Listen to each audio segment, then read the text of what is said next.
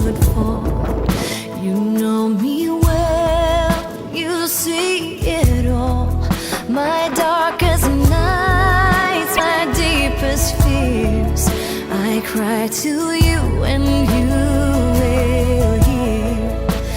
Boundless love, come carry me to the place where I at last am free, where I belong and you will be, where all of you is all of me. Boundless love, come carry me. Yeah, so it's been Asmah again, and today I'm coming to you all the way from Nepean Hospital, University of Sydney Clinical School. And in my previous video, I told you that I was going to do a video on how to apply for placement in Australia and other part of the world. And so many people send me messages, when is the video coming, and I was a little busy, but now I'm here. Today is my last day here in Nepean Hospital. Monday I'll be moving to another hospital called Blue Mountain Hospital. So I thought, okay, so let me do the video today, and yeah, so here I am. There is something I want to say before I start.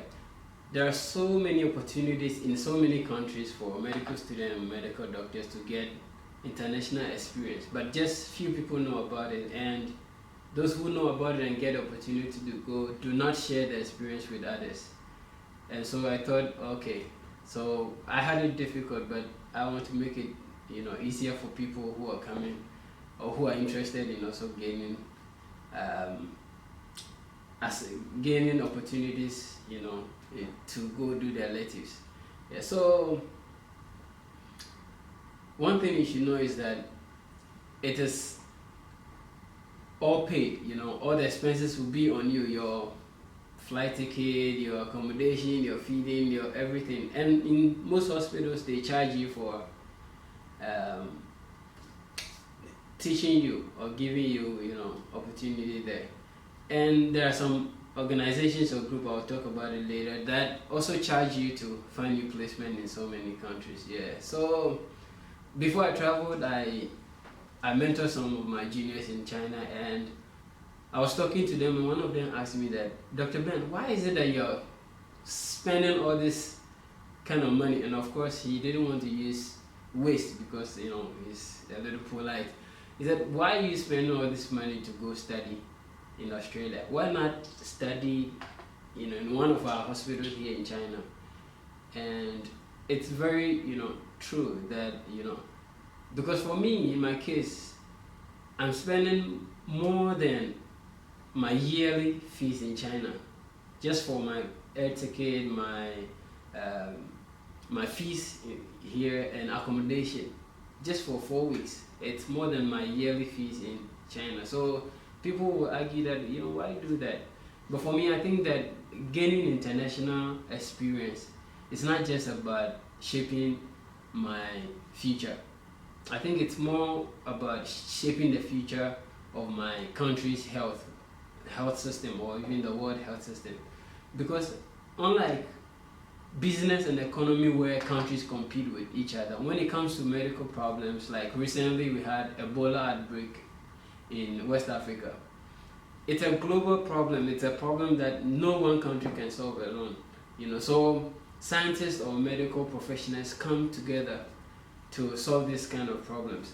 And so when you go to places like this, when you go for international experience, it's not just about you, but it's about how the next generation of health professionals are going to be like. So for example, I came here and I have met so many people from Germany, Denmark, Belgium, France, UK, United States, Hong Kong, so many countries, and I'm from Ghana and China at the same time, so you can just imagine. So, and mostly when we meet, what we talk about is, how is the health system in your country like, and how is your medical school organized in your country. And we get to compare some of the differences and similarities, and yeah, we just talk about future and the things that we want to do or the things that we think that we could change. And so for me, I'm seeing that the next generation of health professionals will be more connected, in solving so much problems. And so if you're an upcoming doctor or maybe medical student, you should try to connect with other people, because see, I tell people that the part of the world that I'm coming from, it's the part where just malaria kills over millions of people. Meanwhile, in United States or even in China where I study, it doesn't kill even one person. So those are the questions that I try to ask, that why is it that this is killing my people and not killing other people? And I think that if they've done it, we can collaborate and also do it, in my country. But we cannot just stay there in Ghana, in other part of Africa, and just solve it. So we need people from, all over to get connected and solve some of these problems for good. So, and whilst I'm here, I'm learning so many things. Some of the equipment, simple equipment that we do not have in Ghana, I'm just learning about it so that in the future I'll be able to inculcate into our system. And there's one particular thing here that fascinates me so much. It's called e-health, and it's a system where they operate they operate it like Skype. So for example, in the rural areas where there are no equipment or no much doctors to take care of the people, so what happens is that when there's a case that is above their expertise or above the equipment that they have there, they give in the call. It's like a Skype call, and we will be here in the city hospital and we'll be attending to them. So it's a system where you can, the doctor in the city can examine the patient in a rural area and help in the diagnosis and all those things. So whenever we get some of those calls, what I'll be thinking at the back of my mind is, see, in the next 5 years, 10 years, when I'm in a village in Ghana, I can also, put same system in place and connect with my colleagues that are in Germany, France, and all over the world to help me in serving my people. So for me, how I see it is that if I have to spend over $100,000 just to make myself better, to be in a position to serve my people better, then I think that I'll find a way to do it. Yeah. So when you think like that, then the money do not become an issue for you to develop yourself. So I think enough of this. How to get placement in other countries? It's not as easy as people would think that it is. I'll just give you the simple way of going about it. First, what you have to do is go on the internet, Google elective placement in whichever country you want to go. Or if it's in US, they call it clinical rotation. So clinical rotation in, for example, Australia. And you see that they'll give you a list of hospitals. But if you want to be specific, clinical rotation in Australia for international medical students, because not all hospitals or universities accept international medical students.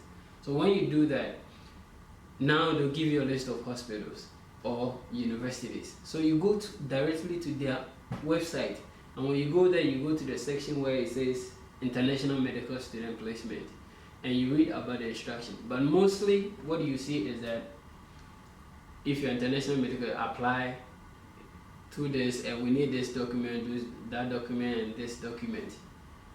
That is the mistake that people do. You do not have to apply straight on their website.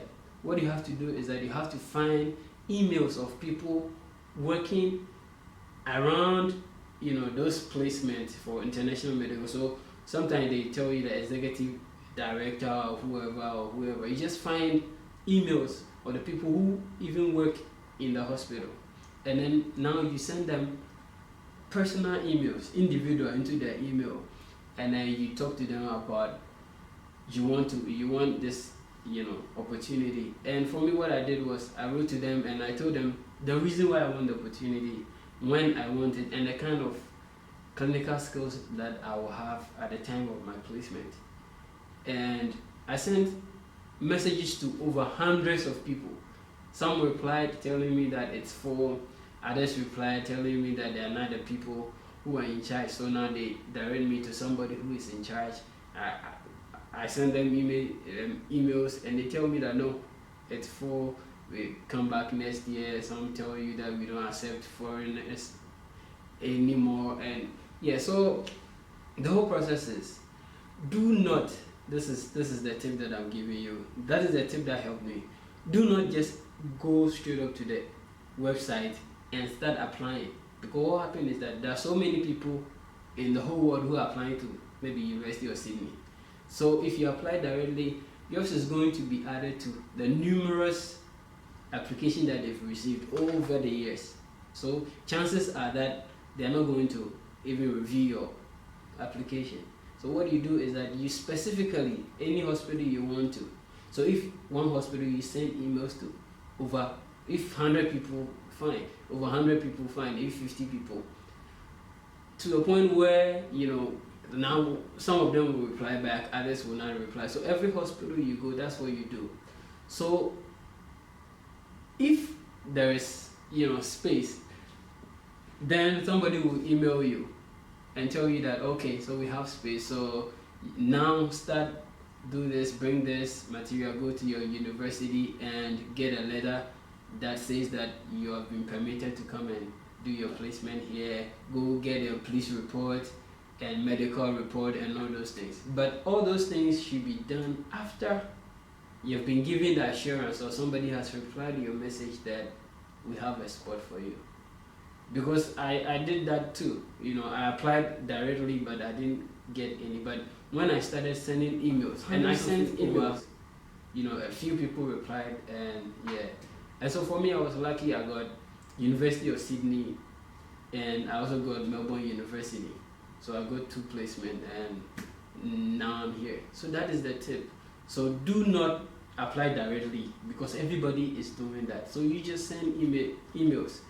It will take time, it will take energy, and persistent. But if you do that, at least 1 or 2 people will be kind enough to reply and tell you that, yeah, we have space for you. That is when you can be sure and do your clinicals and other things and send all the documents to them.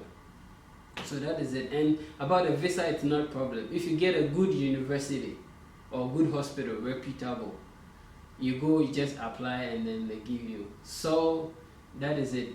And there are other organizations or agencies, I should say agencies, that can help you with placement, but mostly they do it in United States and also in some African and Asian countries. But the problem with those people is that they don't give you like renowned or reputable hospitals. They just give you some small clinics. So if you are going to places like United States, it will be very difficult for you to get visa.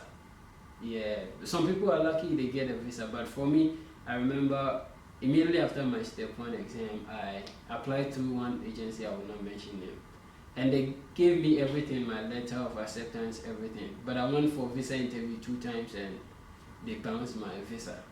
Yeah, so if you want, those big universities, you can, and those are the ones that will give you letters that you can use in case you want to use it in your residency or whatever. But if you go through the agency, they'll just give you some little hospitals, but still you get experience. So if you don't have time, if you cannot go through this process of sending emails to so many people, you can go online and search for those people who help people to get placement easily. And it's easy, they will charge you, but after you pay your money, your placement is easy. If you get your visa, then you're okay, then you're gone.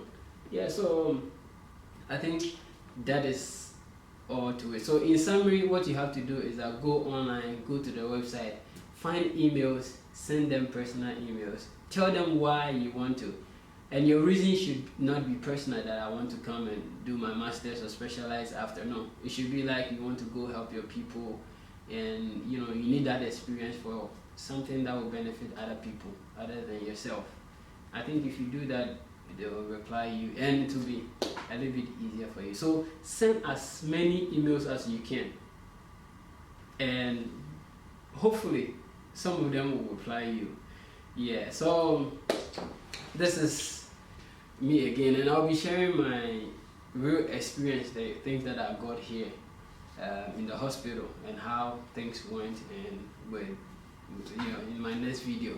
And I'll be finding some of my colleagues who are from other countries to also interview them about their experience here in the hospital and around Australia. It's a nice place, and yeah, so I don't want to make this video long, so I will make another video and tell a lot about my experience here and the next hospital that I'm going. Yeah, so don't forget to subscribe. I'll be coming your way with more, and don't hesitate to send me any message. I'll be leaving my Facebook page link down here, and yeah, don't forget to subscribe, and you can comment or add anything that you want to add. And yeah, so this is Asmah again, this time not from China but from Australia. I just want to say that whatever you want to do or achieve in life, do not think about money, because if you do, you will never move forward. Just think about the thing that you want to do. Just get the opportunity.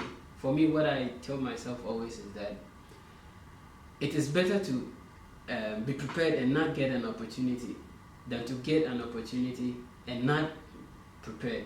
So I will just make sure that I get the opportunity. When it gets there, I don't get the money to do, I don't care. It means that I did the best that I can do, but it couldn't. But what if now you get the money and the opportunity is not there? Yeah, so, and instead of using your money to buy iPhones and all those things, you can, squeeze in and do some of these things to just build yourself in order to. And don't do anything until you can be the best at it. And if you cannot be the best, then what are you doing it for? And anything you do, you make sure that it's not for your own personal ego. Make sure that it is something that you're doing to help people in your community, your country, or the world at large. Because we need people who have good hearts to change the world.